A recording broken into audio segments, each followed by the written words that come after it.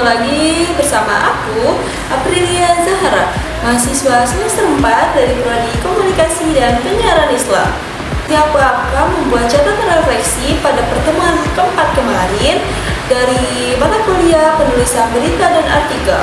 Sebelumnya aku mohon maaf, kayaknya ini kebisingan. Aku membuatnya pada saat hujan, jadi suaranya kayak agak berisik.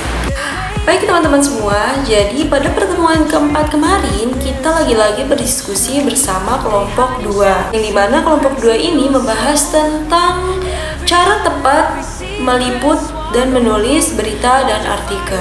Jadi dimana pada diskusi kelompok 2 kemarin kita akan membahas tentang seputar apa cara ataupun teknik menulis serta meliput berita dan artikel. Jadi peliputan ialah suatu proses pengumpulan, menyusun, serta menyajikan suatu informasi ataupun berita dari seorang jurnalis maupun media massa. Jadi, adapun teknik-teknik peliputan yang dimana teknik ini sangat penting untuk seorang jurnalis saat meliput suatu kejadian. Teknik peliputan yang pertama yaitu ada observasi. Jadi observasi ialah suatu kegiatan mengamati secara langsung kejadian ataupun peristiwa yang sedang terjadi. Teknik yang kedua ialah ada wawancara.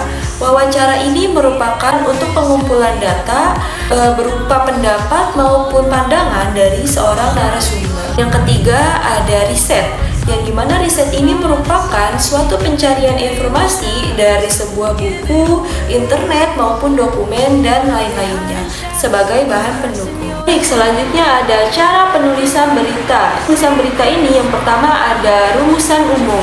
Rumusan umum itu 5W1H. Kedua itu ada menggunakan pola piramida terbalik. Ketiga itu kita akan menentukan judul atau bisa disebut dengan headline. Karena headline ini merupakan suatu identitas dari sebuah berita tersebut. Empat yaitu ada lead, yang dimana lead ini bisa diartikan sebagai teras berita. Ini sangat penting karena lead ini merupakan suatu pokok berita dari berita tersebut. Dan yang selanjutnya ada isi berita atau bisa disebut dengan body, di mana ya isi berita ini merupakan dari isi berita atau peristiwa tersebut. Dan selanjutnya yaitu membuat kutipan, yang dimana membuat kutipan ini merupakan pernyataan sumber berita dari mana asalnya.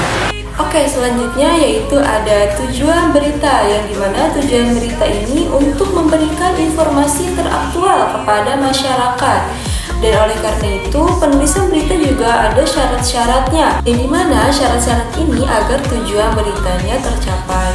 Yang pertama, berita harus berupa fakta, dan yang kedua, kejadiannya yang hangat atau kejadiannya terkini. Yang ketiga itu ada seimbang, tidak memihak, dan yang keempat yaitu ada menarik, dan yang kelima itu bermanfaat.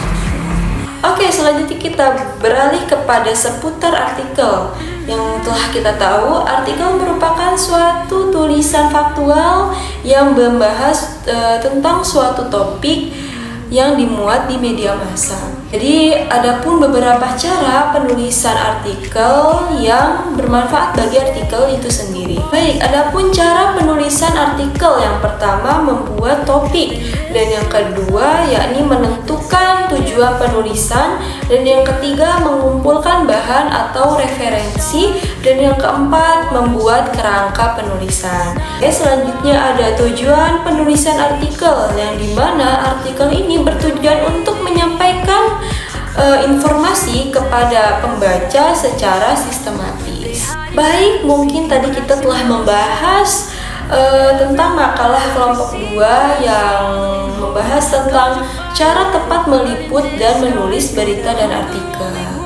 Oke teman-teman semua, mungkin hanya ini yang dapat saya sampaikan. Kurang lebihnya mohon dimaafkan. Wassalamualaikum warahmatullahi wabarakatuh.